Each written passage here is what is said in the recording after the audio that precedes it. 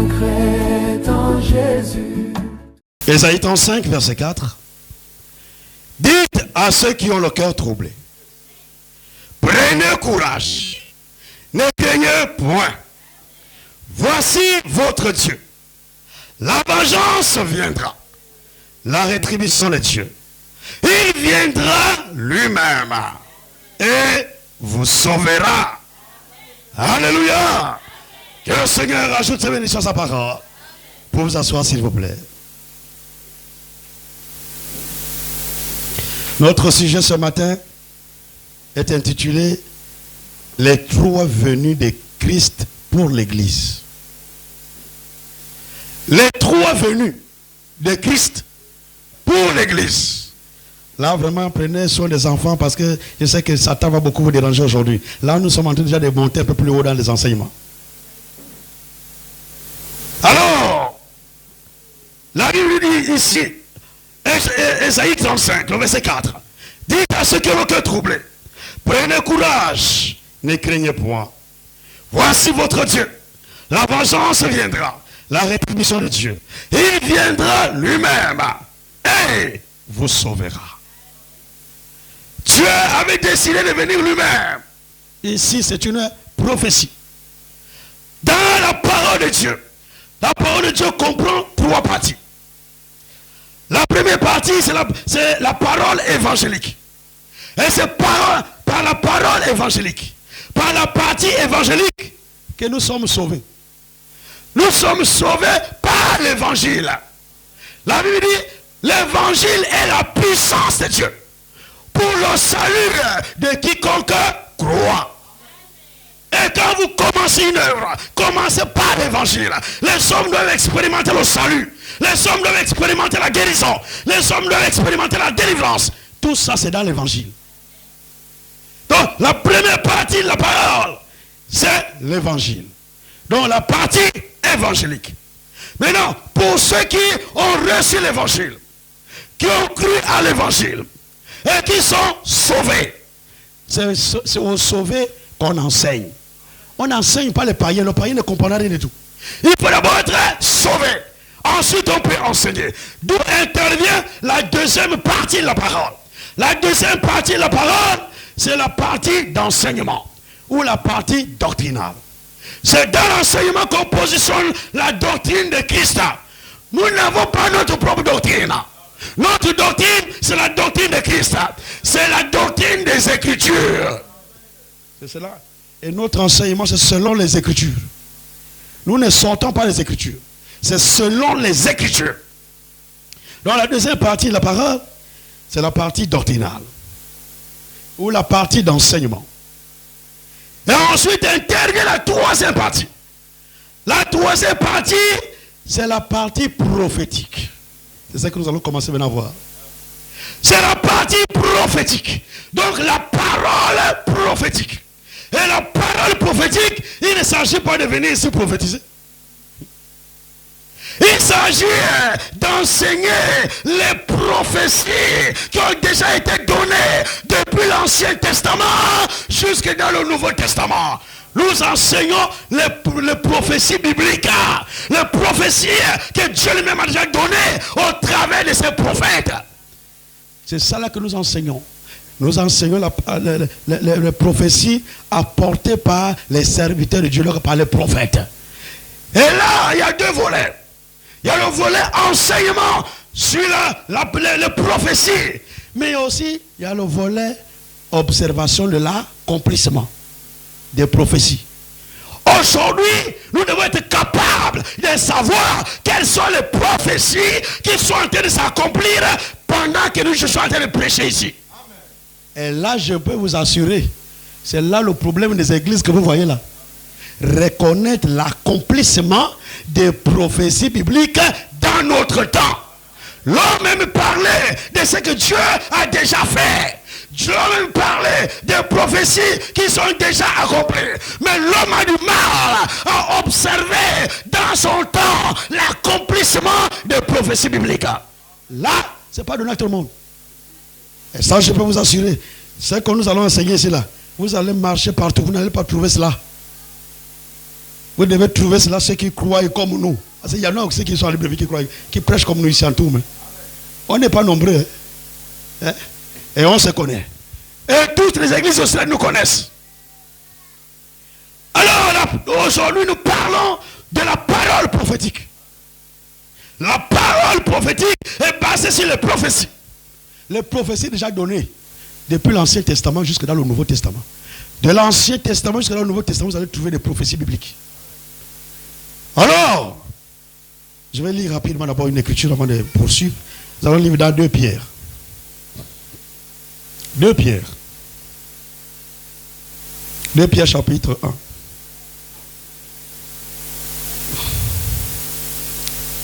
Deux Pierre, chapitre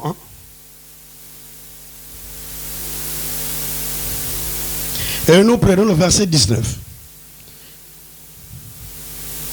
2 Pierre, suivez vraiment attentivement. Très attentivement. 2 Pierre, chapitre 1. Nous lisons le verset 19. 19. Je lis la parole. Et nous tenons pour d'autant plus certaine la parole prophétique à laquelle vous faites bien de prêter attention. Vous voyez pourquoi je vous dis de prêter attention? Parce que le diable va beaucoup vous déranger aujourd'hui. Hein. Chaque fois que je vais porter la parole prophétique, le diable n'acceptera pas que vous compreniez. Parce que c'est quand vous comprenez la parole prophétique, vous saurez actuellement dans quel temps nous sommes. À quel niveau de l'avancement de la marche de l'église nous sommes. À quel niveau le Seigneur se trouve présentement pour son retour. Ça, je vous dis la vérité. Parce qu'avant chaque venue, il y a plusieurs prophéties qui doivent s'accomplir avant chaque venue du Seigneur. Et si vous comprenez l'accomplissement de chaque prophétie, vous saurez exactement quel est le temps actuel et à quel moment se trouve le Seigneur présentement pour son retour sur la terre. Dans la Bible dit, je relis cela. 2 Pierre 1, verset 19. Nous tenons pour d'autant plus certaine la parole prophétique. Nous la tenons vraiment de plus certaine. Nous tenons pour d'autant plus certaine la parole prophétique à laquelle vous faites bien, vous le peuple. Vous le peuple de Dieu de Dieu. Vous faites bien de prêter attention. Ah, là, il faut toute l'attention. Si vous n'êtes pas concentré, vous ne comprendrez rien. Là, il faut prêter attention. Sur la parole prophétique, il faut prêter attention. Quand vous prêtez attention à la parole prophétique, c'est alors que le Saint-Esprit vient vous dévoiler la parole prophétique. Il vous permet de bien comprendre. Et à laquelle vous faites bien de prêter attention. Comment? À une lampe qui brillait dans un lieu obscur. Jusqu'à ce que le jour vienne à apparaître. Et que l'étoile du matin s'élève dans vos cœurs. Quand vous prêtez attention à la parole prophétique, alors vous êtes connecté avec ce que Dieu est en train de faire présentement. Là, je ne parle pas de Dieu au passé. Je parle de Dieu au présent. Et je vous dis, c'est la situation la plus difficile pour un croyant de reconnaître Dieu dans le présent. De reconnaître l'accomplissement des prophéties de l'Écriture dans le présent. C'est souvent très difficile, même pour le prédicateur. Nous, c'est plus facile de parler de ce que Dieu a déjà fait. Oh, Dieu avait fendu la mer rouge. Oh, Dieu avait fendu le Jourdain. Oh, Dieu avait fait comme ça, il avait fait ça. Il avait fait. Maintenant, aujourd'hui, Dieu fait quoi? Qu'est-ce qu'il fait aujourd'hui? Donc, c'est fini. Il a déjà fait. Dans le passé, il a fait des choses. Aujourd'hui, maintenant, il ne fait plus rien. Il se repose. Non. Et je vous dis, la plupart des églises qui vont rater l'enlèvement, c'est les églises qui n'ont pas la compréhension exacte des prophéties bibliques. Oui. Je vous dis la vérité. Parce que quand vous comprenez les prophéties bibliques, vous êtes connecté avec ce que Dieu a en train de faire. Et chaque fois que quelque chose s'accomplit ici, dans ce monde, je viendrai ici avec les Écritures pour vous démontrer que voici telle Écriture est déjà en train de s'accomplir. Oui. Là, nous introduisons maintenant, mais nous allons commencer à parler des choses qui se passent dans le monde. Et nous allons ramener ça dans les prophéties bibliques. Vous pensez que même les guerres qui se passent là, Iran, Israël, les États-Unis, vous pensez que c'est un hasard, hein? La parole de Dieu nous éclaire. La prophétie est comme une lampe. Une lampe à nos pieds. Et il nous éclaire sur le sentier. Et nous voyons clair. Et par la parole prophétique, vous voyez clair pour ce qui est les tactiques du diable. Vous comprenez comment les démons fonctionnent. Vous allez comprendre ici comment Satan fonctionne. Si vous comprenez comment votre ennemi fonctionne, vous pouvez maintenant le combattre plus facilement. Mais si vous ne savez pas comment il fonctionne, vous n'arriverez pas à le vaincre. Parce que vous allez faire des choses même que lui il veut que vous fassiez. Et tu ne sauras pas que ce que tu fais là, c'est pour permettre encore à l'ennemi de te vaincre. La parole prophétique est nécessaire. Alors, quand nous rentrons dans la parole prophétique, il y a plusieurs venues de Christ. Les prophéties parlent de plusieurs venues de Christ. Il y en a plusieurs. Et Dieu a scindé les choses en deux. Il y a d'un côté Israël, et il y a de l'autre côté les nations. Les nations que nous sommes. Et il y a des venues en rapport avec les nations. Il y a des venues en rapport avec Israël. Après notre départ, quand nous allons parler de l'enlèvement, après notre départ au ciel, il y a des prophéties qui concernent la venue de Jésus-Christ du côté d'Israël. Il ira là-bas. Il va aller vers son peuple. Et il y en a plusieurs venues. Je pense qu'Israël doit avoir 3 venues. Nous aussi, l'église, 3 venues. Il y en a 3. Alors, ne comparez pas ou ne faites pas la confusion entre la venue et l'apparition. Ne faites jamais la confusion là-dessus. Hein. Jésus peut apparaître à tout moment. Il peut m'apparaître ici là, ce matin. Jésus peut apparaître là, mais ce n'est pas la venue prophétisée. Il ne s'agit pas de la venue, mais il s'agit d'une apparition. Il peut apparaître dans ta chambre. Il peut apparaître pendant que tu es en prière. Il apparaît dans ta salle, dans la salle, ou dans ta chambre. Il peut apparaître. Il y en a des apparitions. En tout cas, par ton atmosphère, tu peux attirer Jésus. Et il apparaît. Amen. Et tu le vois. Quand tu vois Jésus, oh, tu ne seras plus jamais la même personne. Le problème avec nous, parce que nous n'avons jamais rencontré Jésus. Nous parlons d'un Jésus que nous n'avons jamais rencontré. Mais si tu as rencontré Jésus, tu ne seras plus la même personne. Et tu ne vas plus servir Dieu de la même personne. De la même manière que tu servais avant. Tu serviras d'une autre manière. Alors, ce que nous parlons, c'est les 3 venues en rapport avec l'Église. Et je reviens là où nous étions dans Ésaïe 35. Ésaïe 35.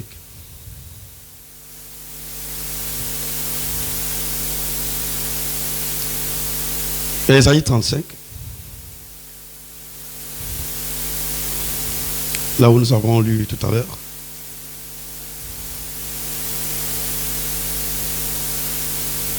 Ésaïe 35, le verset 4. La Bible dit, dites à ceux qui ont le cœur troublé. Ça s'adresse aussi à vous ce matin. Il y en a qui ont le cœur troublé dans la salle. Votre cœur ne peut être troublé devant votre Dieu. Quand vous êtes devant la présence de Dieu, votre cœur ne doit pas être troublé. C'est Satan qui trouble le cœur. Mais dans la présence de Dieu, Dieu va enlever le trouble qui te dérange et il va placer la paix dans ton cœur. Et il va placer la joie dans ton cœur. Et pendant que tu es ici, c'est la joie. Tu sens la joie dans ton cœur. Dites à ceux qui ont le cœur troublé. Prenez courage. Ne craignez point. Voici votre Dieu. La vengeance viendra. La rétribution de Dieu. Il viendra lui-même. Et vous sauvera. C'est une prophétie. Et si vous regardez, les verbes qui constituent une prophétie sont toujours au futur. Quand Dieu parle dans une prophétie, il conjugue les verbes au futur. Dieu sait conjuguer les verbes. Quand il veut parler du présent, il parle du présent. Quand il veut parler du passé, il conjugue au passé. Quand il veut parler au futur, il conjugue au futur. Il dit, il viendra lui-même. Dieu avait donné une prophétie qu'il doit venir. C'est une venue. Il viendra lui-même et vous sauvera. Donc cette venue, c'est un rapport avec l'accomplissement du salut. Cette venue qui est annoncée dans Ésaïe 35, verset 4, c'est un rapport avec l'accomplissement de l'œuvre du rachat, de l'œuvre de la rédemption. Dieu lui-même devait venir pour venir te sauver, pour venir me sauver. Il devait venir pour mourir à Golgotha, verser son sang. Et par son sang, nous avons le pardon des péchés. Nous avons le salut de Dieu. Nous avons la délivrance. Nous avons la guérison. Tout se trouve dans l'œuvre de Golgotha. Et cette œuvre-là, ce n'est pas un prophète qui est venu. Ce n'est pas un pasteur. Mais c'est Dieu lui-même. Il a dit, il viendra lui-même. Pour le salut. Dieu n'a pas envoyé un intermédiaire. Pour ton salut, Dieu n'a pas envoyé le pape. Vous savez, l'une des qualifications du pape, c'est le souverain pontife. C'est l'un de ses titres. Le souverain pontife veut dire quoi? Ça veut dire le souverain qui fait le pont entre les hommes et Dieu. Antichrist. C'est vraiment Antichrist. Aujourd'hui, celui qui fait le pont entre les hommes et Dieu, c'est Jésus-Christ. Jésus est le médiateur. Allez dans Hébreu. Jésus-Christ est le médiateur de la nouvelle alliance. Celui qui intercède entre toi et Dieu. Et présentement, il est sur le trône d'intercession. Il intercède pour toi. Il intercède pour moi. Jésus est notre avocat. Mon avocat, ce n'est pas le pape. Ton avocat, ce n'est pas le pape. Ton avocat, c'est Jésus-Christ. Jésus est ton avocat. Peu importe ce que tu as fait, sache que tu es un avocat. Un avocat auprès du Père. Même si tu as tué, même si tu as volé, même si tu as commis adultère, tu as un avocat auprès du Père. Parle seulement à ton avocat. Quand tu veux qu'un avocat sur la terre puisse te défendre, il faut que tu le confesses, tu lui dis ce que tu as fait. Il saura comment te défendre devant le juge. Alors, avec Jésus, ne cachez rien. Dis tout à Jésus. Confesse ton péché à Jésus. Dis ce que tu as fait à Jésus. Ne venez pas me dire ça à moi. Venez aller dire à Jésus. Jésus va te pardonner. Mais si c'est une situation où tu as touché les fétiches, tu as touché la magie, tu as touché aux sciences occultes, là, viens me voir. Viens me voir. Parce qu'il y a des liens qu'il faut couper.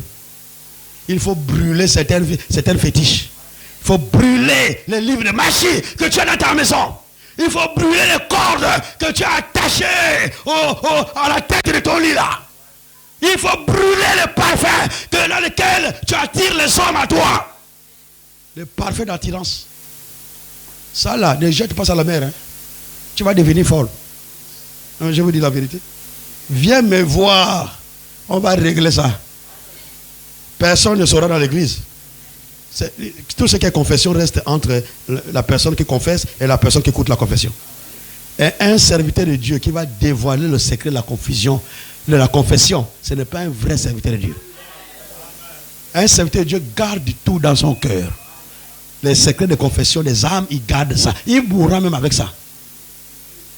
Mais quand tu es venu confesser ce que tu as fait, oh, tu vois, j'ai été dans la magie, je vais confesser au pasteur, le lendemain toute l'église est déjà informée que non, la sœur là est dans la magie.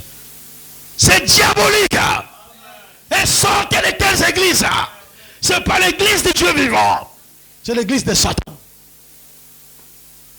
Alors, quand vous avez commis un péché, confessez à Jésus.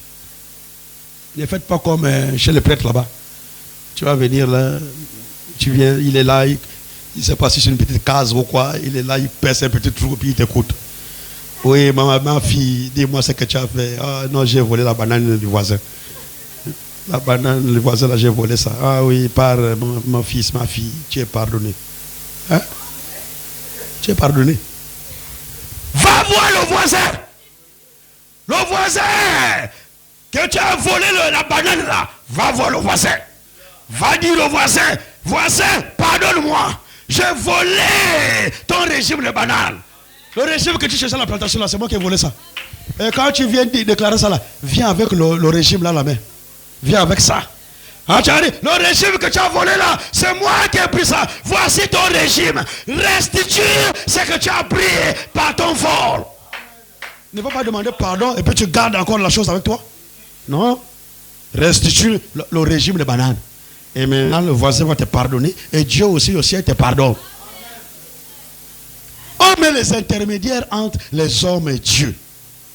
Il n'y a pas d'intermédiaire entre toi et Dieu, ma soeur. Il n'y a pas d'intermédiaire entre toi, mon frère, et Dieu.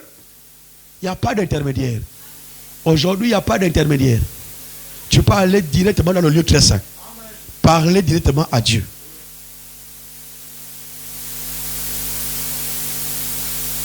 Il n'y a pas d'intermédiaire.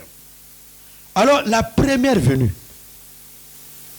La première venue de Jésus concernait le rachat de l'homme.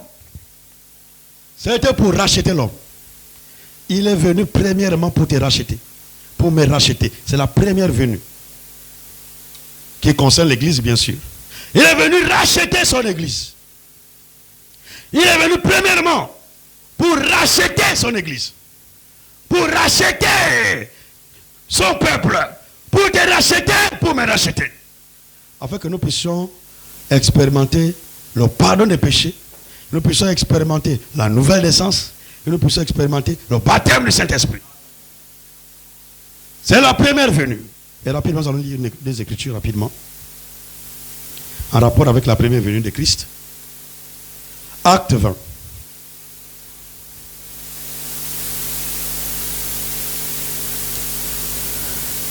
Acte chapitre 20.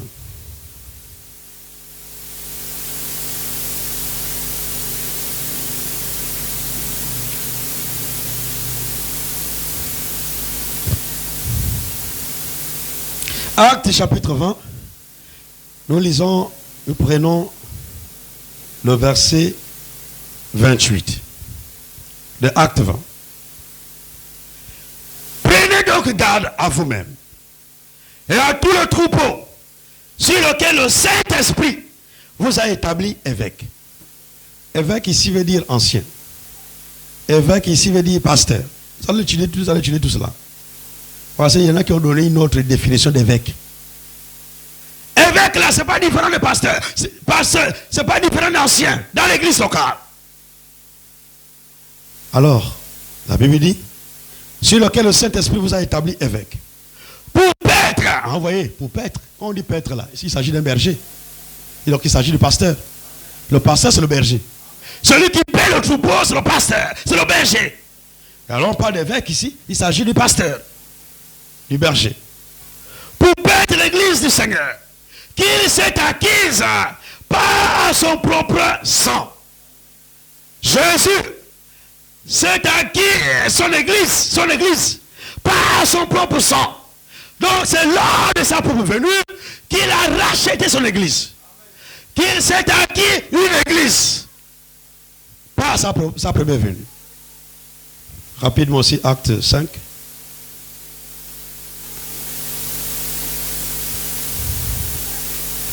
Acte 5.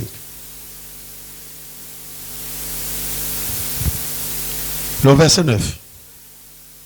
Acte 5, verset 9. Et il chantait un cantique nouveau. En disant, tu es digne de prendre le livre et d'en ouvrir les sceaux. Car tu as été immolé. Et tu es racheté pour Dieu. Par ton sang des hommes, de toute tribu, de toute langue, de tout peuple et de toute nation. Cela, ça concernait la première venue. Il est venu pour racheter tous les hommes de toutes tribus, de toute langue, de toute nation. C'était cela, la première venue de Christ. Il est venu premièrement pour nous racheter. Et cette venue-là, c'est déjà accompli. Jésus est déjà venu. Pas qu'il viendra encore pour te racheter. Pour ton rachat, il est déjà venu. Et il a déjà accompli sur le bois du calvaire, à Golgotha, sur la croix. Il a accompli l'œuvre de rachat. L'œuvre de la rédemption a été accomplie à Golgotha. Aujourd'hui, le salut est à la portée de tout le monde. Le salut est à ta portée, ma soeur. Aujourd'hui même, si tu acceptes Jésus, tu te répands de ton péché, il vient te pardonner. Il te sauvera aussi ce matin. Le salut de Dieu est déjà accompli. La délivrance est déjà accomplie. La guérison est déjà accomplie. Tout ce que nous avons aujourd'hui qui concerne l'œuvre de la rédemption, c'est déjà accompli. Alors, même quand nous prions pour le malade, nous ne prions pas pour que Dieu vous guérisse. Nous prions pour que l'œuvre que Jésus a accomplie à Golgotha, la guérison qui a déjà été accomplie à Golgotha, s'accomplisse maintenant dans ta chair, dans tes os, dans ta vie. La guérison est déjà là, suspendue sur toi. Mais tu es malade. Tu es malade, accepte ce que Jésus a fait pour toi. L'œuvre de la rédemption, ce n'est pas un homme. C'est Jésus lui-même, c'est Dieu lui-même qui l'a accompli. Alors tout ce que nous avons besoin aujourd'hui, nous le trouvons en Jésus. Et c'est déjà accompli. Donc quand tu pries, dis Seigneur, ce que tu as déjà accompli pour moi, laisse que ça devienne une réalité dans ma vie. Que ce qui est accompli, s'accomplisse maintenant dans ma chair, dans ma vie, dans ma marche avec toi. Nous voulons voir la chose accomplie dans ma vie. Et cela s'accomplira dans ta vie. Mais c'est déjà fait. La première venue, nous pouvons passer, nous pouvons maintenant parler au passé. Et ça, tout le monde peut en parler facilement. Nous pouvons parler au passé. Parce que c'est déjà accompli. Jésus est déjà venu et il a accompli l'œuvre du rachat à Golgotha. Mais quand Jésus est venu, Jésus a passé tout son temps à parler de son second retour, de sa deuxième venue, que de sa première venue. Quand vous lisez dans le Nouveau Testament, Jésus a passé tout son temps à parler de sa seconde venue que de sa première venue. Parce qu'il savait que la première venue était déjà en train de s'accomplir.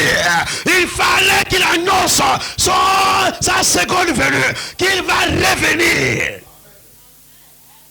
Il y a plusieurs venues, mais il n'y a qu'un seul retour. La seconde venue là que nous attendons, c'est le retour. Parce qu'il était déjà venu, il va revenir encore. Quand on dit retour, ça veut dire qu'il était déjà venu. Alors pour la seconde venue, la prophétie, Dieu lui-même, Jésus lui-même, a parlé à son peuple. Et là nous allons rapidement dans Jean 14.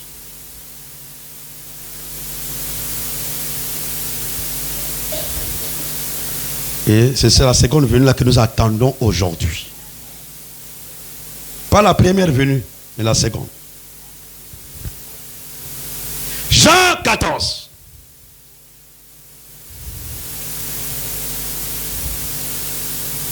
À partir du verset 1er. Jean 14 à partir du verset 1er.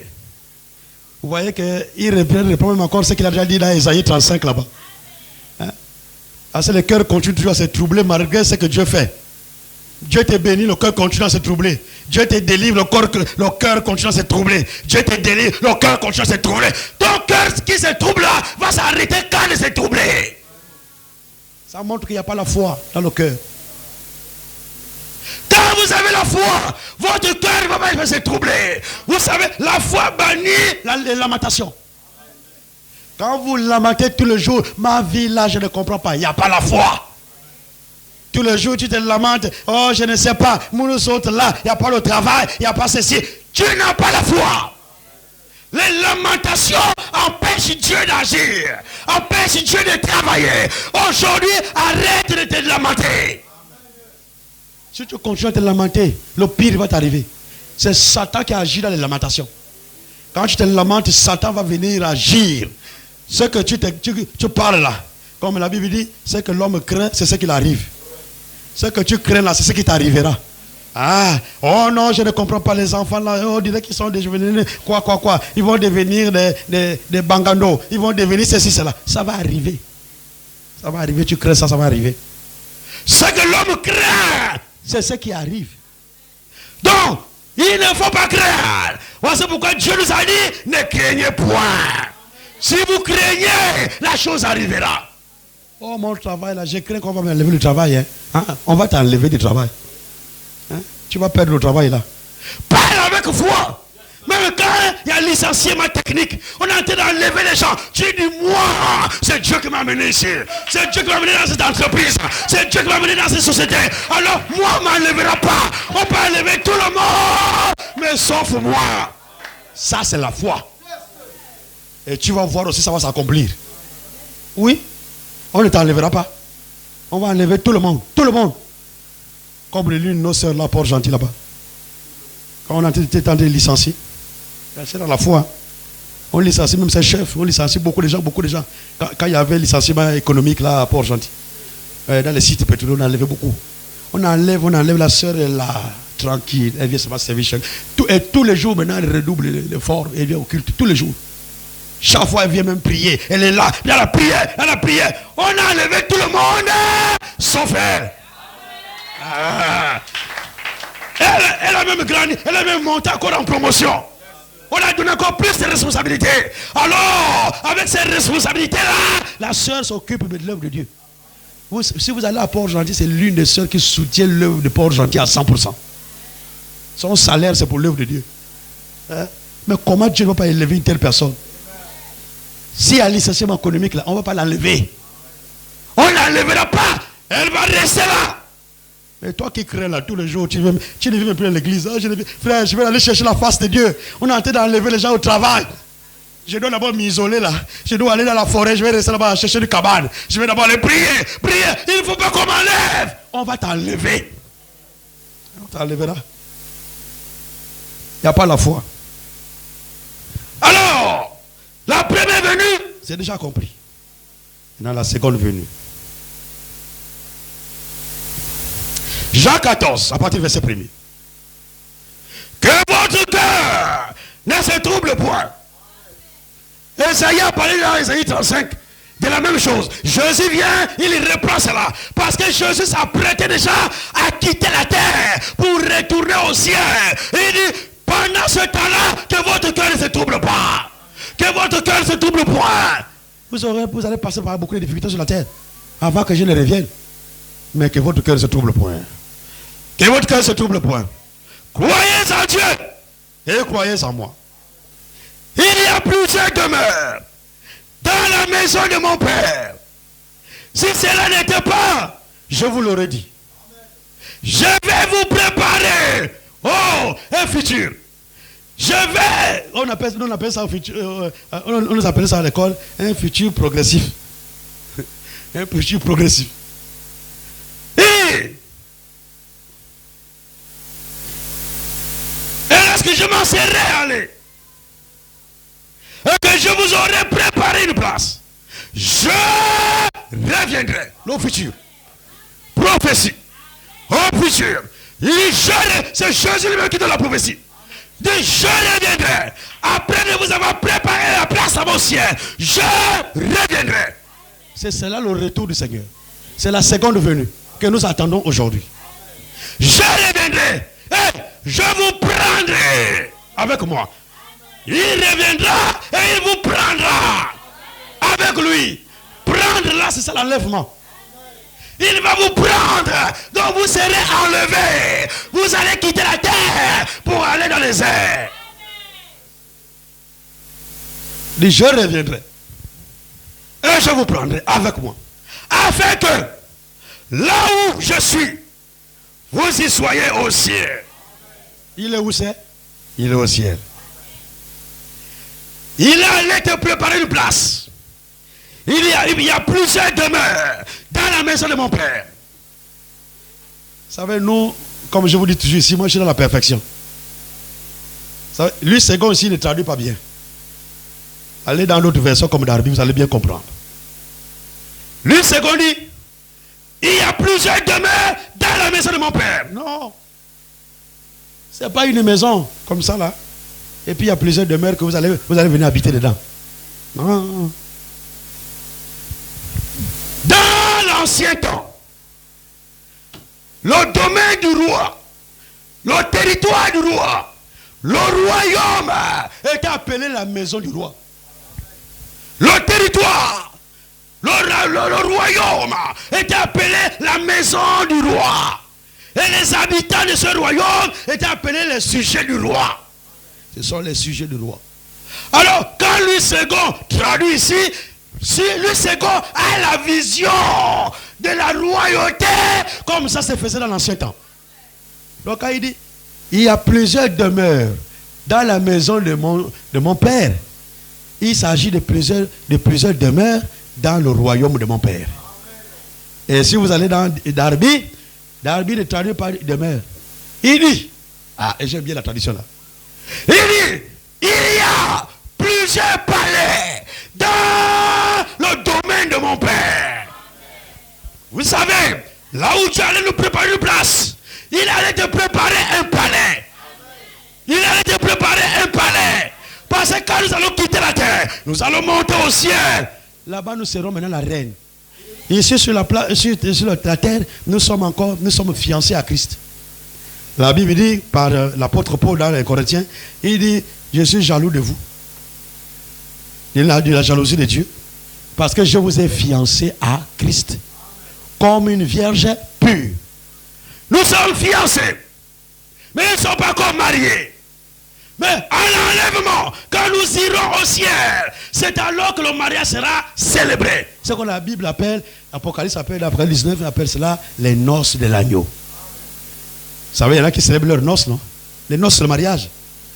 Alors, nous irons là-bas célébrer les noces. Et quand nous allons célébrer les noces, nous serons déjà mariés à Christ. Quand on dit marié, là, ne voyez pas le mariage physique là, où les gens restent sur les rapports sexuels. C'est pas ça.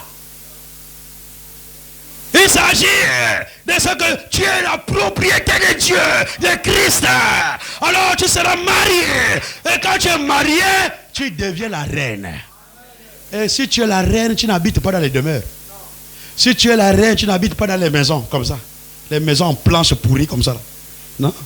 Si tu es la reine, tu habites dans un palais. Alors Jésus est allé nous préparer là-bas un palais. Il a préparé un palais pour toi, un palais pour moi.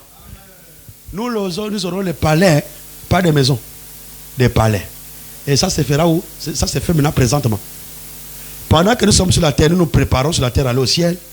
Jésus au ciel là-bas, c'est en train de aussi préparer ton palais. Il prépare dans la Nouvelle Jérusalem. Dans la Nouvelle Jérusalem. La Nouvelle Jérusalem, c'est la ville de l'époux avec son épouse. Vous serez dans la Nouvelle Jérusalem. Et dans la Nouvelle Jérusalem, vous aurez des palais. Ici sur la terre, tu n'as pas un palais. Là-bas, tu auras un palais. Et ici sur la terre, tu es locataire. Là-bas, tu seras propriétaire.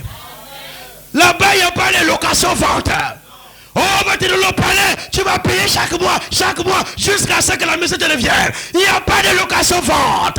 Là-bas, tu auras ton palais. Et tu ne marcheras pas sur la terre. Là-bas, dans la Nouvelle Jérusalem. Tu ne marcheras pas sur Jérusalem. Tu ne marcheras pas sur le goudron. Dans la Nouvelle Jérusalem, tu ne marcheras pas sur les routes en béton. Dans la Nouvelle Jérusalem, nous marcherons sur les rues pavées d'or.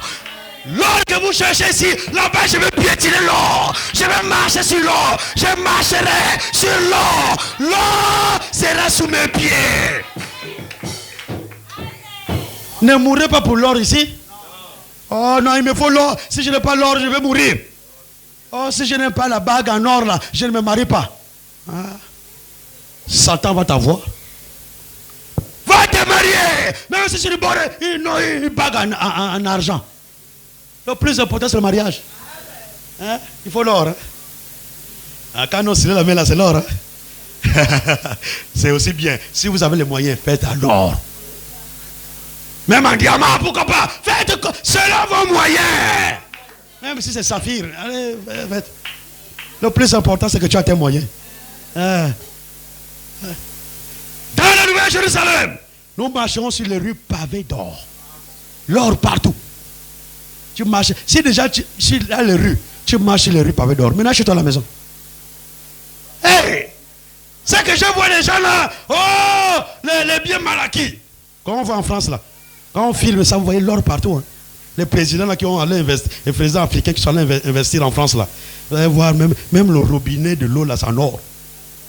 Or, ça brille partout, partout. Mais, faut pas envier ça, ma soeur. Faut pas envier ça, mon frère. Dans la Nouvelle Jérusalem, tu auras plus que ça. La Bible dit, ce sont les choses que l'œil n'a pas vues. L'œil n'a jamais vu ça sur la terre. Ce que nous allons vivre au ciel, c'est ce que vous n'avez jamais vu sur la terre. C'est les nouvelles choses. Dans ta maison, je ne sais pas comment la décrire. Parce qu'il y a que Jésus lui-même qui sait présentement. Comment se trouve ta chambre? Comment se trouve ton salon? C'est que les assiettes là, comment? C'est lui qui prépare tout. Il apprête tout. Et quand tu vas arriver, tu vas seulement prendre les clés, rentrer dans ta maison. Tu vas t'installer. Et là-bas, il n'y a pas de maman, de papa, de mari, de chéri. Hein? Le mariage s'arrête sur la terre. Les enfants s'arrêtent sur la terre. Maman, ne mourrez pas à cause de vos enfants. Oh, l'enfant là, je comprends plus. Je n'ai pas appelé l'église. Et tu n'as rien compris. Là-bas au ciel, l'enfant que tu as sur la terre, là-bas aussi, ce n'est pas ton enfant. Ce sera plus ton enfant. Déjà, tu sais d'où il vient d'abord. Hein? L'enfant là, tu sais d'où cet enfant là vient. Tu as seulement enfanté. Mais l'enfant là vient d'où? L'esprit qui est dedans là vient d'où? Ce n'est pas ton enfant. Hein? C'est pourquoi faites attention. La Bible dit, parents, n'héritez pas vos enfants. Parce que cet enfant-là, quand il croit, c'est aussi un enfant de Dieu. C'est une fille de Dieu, un fils de Dieu. Alors, fais attention avec lui à la maison. Si tu le maltraites à la maison, tu es en train de maltraiter Christ. Tu es en train de persécuter Christ. Là-bas au ciel, il n'y a pas de mariage. Le mariage reste sur la terre. Si tu étais marié ici, quand tu te retrouves avec l'homme là, c'est fini, il n'y a plus de mariage. C'est ton frère en Christ. Et tu es sa soeur en Christ. Nous sommes des frères et sœurs en Christ. Nous ne sommes, là-bas, il n'y a pas de mari et de femme. Donc, dans ton palais, tu seras seul. Et ton enfant aussi aura son palais. Même si cet enfant-là avait 2 ans comme ça, là, quand il meurt là-bas aussi, il n'a pas 2 ans. Tous les bébés qui naissent aujourd'hui, quand ils meurent, là-bas au ciel, quand il arrive, il est dans l'âge de 18 à 20 ans. Tous ceux qui meurent, quand ils arrivent là-bas, ils sont dans la fleur de l'âge. Les vieillards qui meurent vieillards aujourd'hui, là-bas, ils ne sont pas vieillards. Hein. Ah, j'ai fait le rêve là, il y a mon père là qui est venu, il était vieux. Il est perdu. Si c'est vraiment, s'il est en Christ, si tu le vois, il ne sera pas vieux. Il sera jeune dans sa jeunesse. Alors même nous, quand nous allons monter au ciel, nous monterons aussi jeunes. Nous ne monterons pas vieux. Parce pourquoi il y aura un changement qui va se faire avant l'enlèvement. Vous savez qu'on a raté la prédication de jeudi, là je ne peux pas revenir dans les détails. La Bible dit, l'apôtre Paul dit, je vous dis un mystère. Voici, nous ne mourrons pas tous. 1 Corinthiens 15, verset 51. Nous ne mourrons pas tous, mais tous nous serons changés. Dieu va nous changer. Avant de monter au ciel, tu seras dans un corps glorifié. Et dans ce corps glorifié, il n'y a pas de vieillesse. Il n'y a pas de maladie. Il n'y a pas de souffrance, il n'y a pas de pauvreté. Dans le corps glorifié, c'est la joie éternelle. Alors il dit, je m'en vais vous préparer une place. Il parle à ses disciples, il parle à toi et à moi. Il dit, quand j'aurai fini, je reviendrai. Il annonce sa seconde venue, qui concerne l'église. Il dit, je reviendrai, et je vous prendrai avec moi. Donc, la seconde venue que nous attendons aura lieu en même temps avec l'enlèvement. Jésus revient, nous partons. Nous montons au ciel. Maintenant, avant chaque venue, il y a des prophéties qui doivent d'abord s'accomplir avant chaque venue. Ceux qui attendent la seconde venue du Seigneur aujourd'hui, et s'ils connaissent présentement les prophéties qui sont en train de s'appliquer, qui sont en train de s'accomplir. Mais si vous ne connaissez pas, vous attendez qui? Il doit vous donner des signes. On va rentrer dans ça en détail dans la semaine. Bon, pour ceux qui viennent pendant la semaine. Ils auront le détail de cela. Dieu nous a donné les signes du temps. Il nous a donné les prophéties du temps. Il nous a dit ce qui va s'accomplir avant son retour. Avant qu'il ne revienne, qu'est-ce qui doit d'abord s'accomplir? Tant que ces choses-là ne s'accomplissent pas, il ne revient pas aussi. Donc nous attendons le retour de Christ. Donc la seconde venue. Quand on dit la seconde venue, on parle de retour, c'est la même chose. Le retour du Seigneur, c'est ce que nous appelons aussi la seconde venue. Maintenant, la troisième venue. Aujourd'hui, je peux mettre seulement les bases. Mais nous allons étudier chaque venue dans la semaine. Chaque venue, en détail. Maintenant, la troisième venue. La troisième venue, puisque par sa première venue, il nous a rachetés. Il nous a sauvés. Par sa seconde venue, il vient prendre l'église rachetée. L'église sauvée. L'église baptisée du Saint-Esprit. Et il fait quoi? Il nous amène là-bas au ciel. Il nous amène dans la nouvelle Jérusalem. Donc nous sommes déjà là-bas. Suivez la progression. La seconde venue, nous sommes déjà dans la nouvelle Jérusalem. Il nous amène là-bas. Par sa seconde venue, il nous amène dans la nouvelle Jérusalem. Donc nous sommes déjà au ciel. Maintenant la troisième venue interviendra quand il va quitter le ciel pour descendre sur la terre, pour venir régner sur la terre. Et là il descend avec nous qui sommes au ciel là-bas. Il nous prend nous tous, nous ne restons pas au ciel. Vous savez que ce n'est pas au ciel que vous allez régner. Hein? C'est sur la terre que vous allez régner. On va lire rapidement quelque chose. Dans la troisième venue, il revient avec l'église qui a été enlevée. Il revient avec l'épouse qui a été enlevée. Il revient avec son épouse pour venir maintenant régner sur la terre. Et c'est un règne de 1000 ans. Si vous voulez passer à côté de 1000 ans, c'est votre problème. Hein? Pour 80 ans sur la terre, là, tu fais des compromis. Pour quelques années sur la terre, tu fais des compromis. Là-bas, moi, je vais vivre pendant 1000 ans. Régner. Pendant 1000 ans. Nous allons rapidement aller dans l'Apocalypse. Apocalypse. Apocalypse chapitre 5. Nous avons lu tout à l'heure. Apocalypse 5. Je vais maintenant bientôt finir. Suivez bien. Apocalypse chapitre 5. Nous avons lu tout à l'heure le verset 9. Je vais reprendre le verset 9. Mais ce qui m'intéresse, c'est le verset 10. Et il chantait un cantique nouveau en disant: tu es dit de prendre le livre. Là, c'est le verset 9 que nous avons lu tout à l'heure. Tu es dit de prendre le livre et d'en ouvrir les sceaux. Quand tu as été immolé et tu as racheté pour Dieu par ton sang des hommes de toutes tribus, de toutes langues, de tout peuple et de toutes nations. Donc verset 10. Tu as fait d'eux, ceux-là que tu as rachetés là. Tu as fait d'eux un royaume et des sacrificateurs pour notre Dieu. Et ils régneront sur la terre. C'est pas au ciel que vous allez régner. C'est sur la terre que nous allons régner. Mais avant le règne sur la terre, Dieu va d'abord brûler toute cette terre-là. Après l'enlèvement, nous verrons cela en détail. Après l'enlèvement, il y aura des catastrophes qui vont s'abattre sur la terre. C'est Dieu qui va purifier la terre. Dieu a dit, la première terre, au temps d'Adam, la première terre, qu'on arrive au temps de Noé, la première terre est passée par le déluge.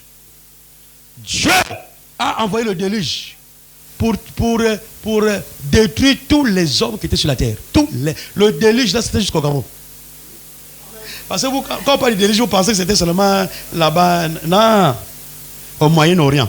C'est pas seulement Moyen-Orient. Le déluge était sur toute la terre habitée. Même ici. Mais à l'époque, on n'appelait pas ça Gabon.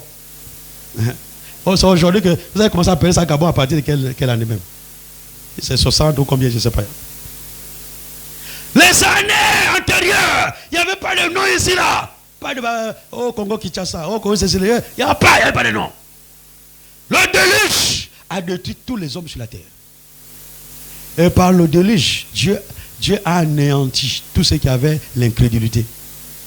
Les seuls qui ont été sauvés, c'est Noé, la femme de Noé, les 3 enfants de Noé et les 3 femmes des 3 enfants de Noé.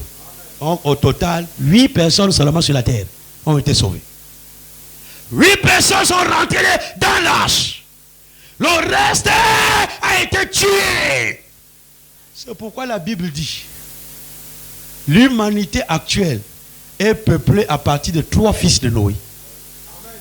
Ce n'est pas les 3 fils de Noé que nous avons maintenant. Tous les hommes qui naissent sur la terre, tous remontent aux 3 fils de Noé.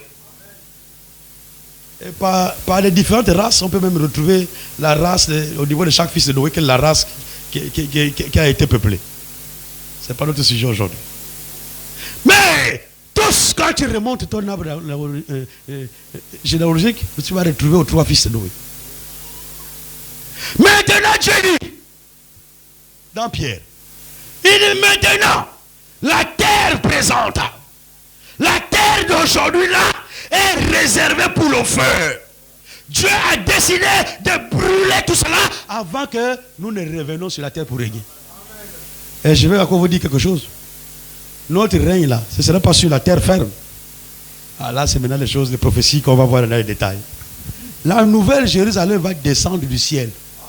Quand nous allons venir pour régner, la nouvelle Jérusalem dans laquelle nous serons là-bas au ciel va descendre du ciel et va s'arrêter sur l'ancienne Jérusalem actuelle.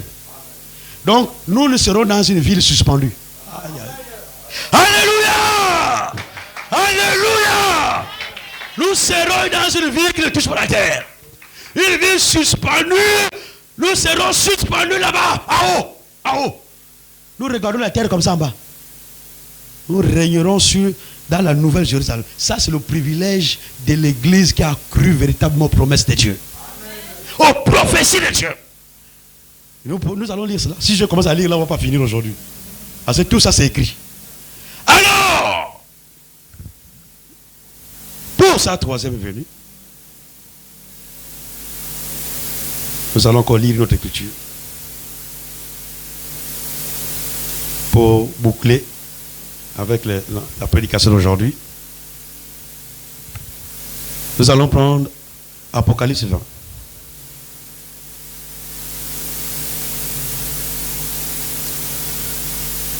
Apocalypse 20.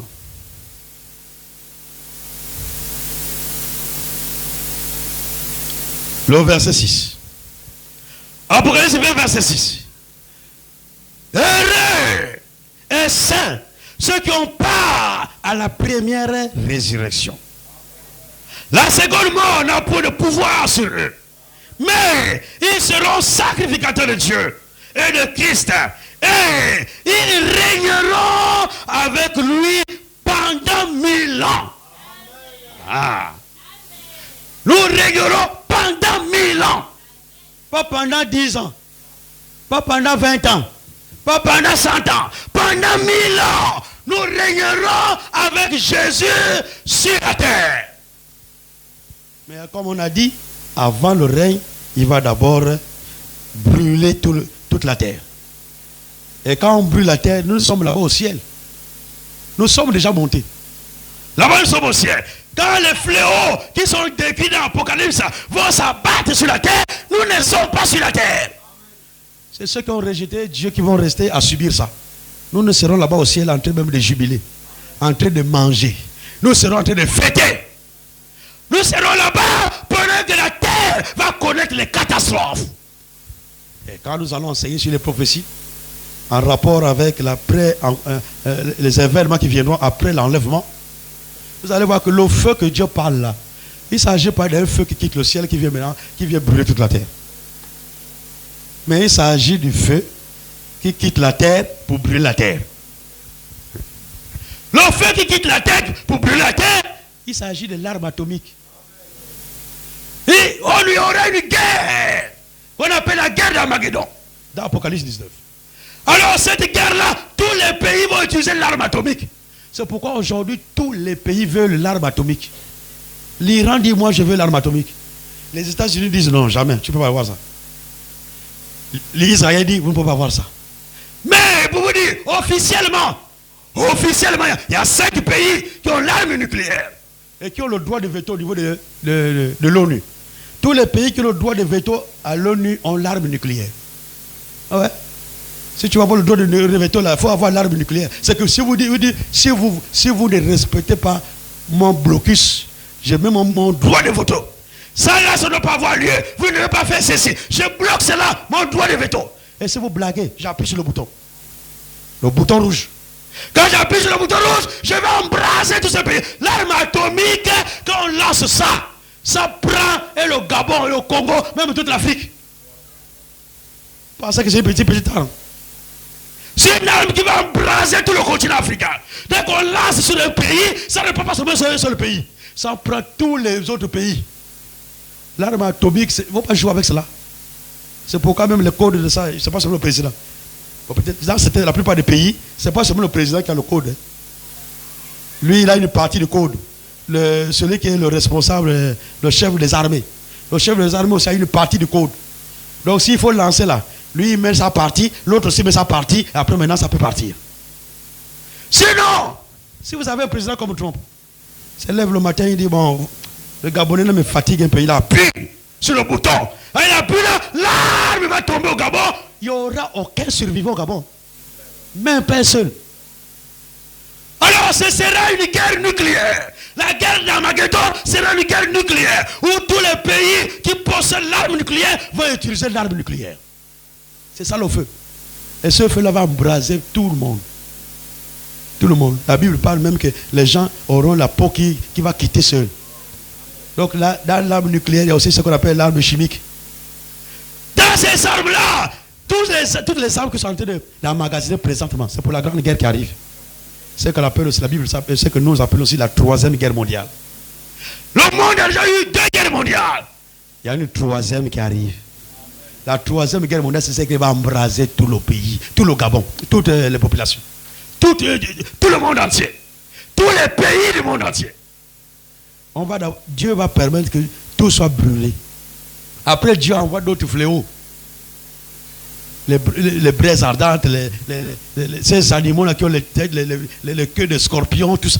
Il va détruire la plupart des hommes sur la terre. Et après, c'est là que la nouvelle Jérusalem va descendre sur la terre. Et nous serons dedans.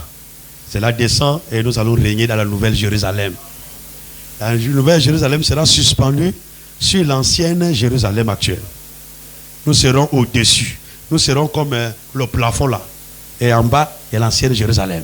Nous sommes au-dessus et nous allons régner là-bas pendant 1000 ans.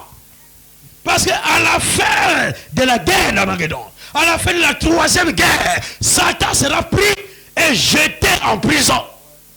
Donc Satan ne pourra même plus nuire à quelqu'un pendant 1000 ans. Donc pendant les 1000 ans, c'est un règne de paix. C'est la paix. Vous savez, celui qui trouble les gens aujourd'hui, c'est Satan. Dès qu'on enlève Satan, c'est la paix. Et le monde entier va connaître la paix. Christ va régner comme roi. Il sera roi de toute la terre. Il régnera sur toute la terre. Et nous régnerons avec lui. Ça, c'est la 3e venue. Et nous revenons avec Christ. Avec Christ sur la terre pour régner.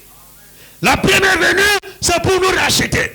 La seconde venue, c'est pour nous prendre et nous amener dans l'enlèvement. Nous amener au ciel. Et la 3e venue, nous revenons avec Christ pour régner sur la terre pendant 1000 ans. Que Dieu vous bénisse pour ce matin.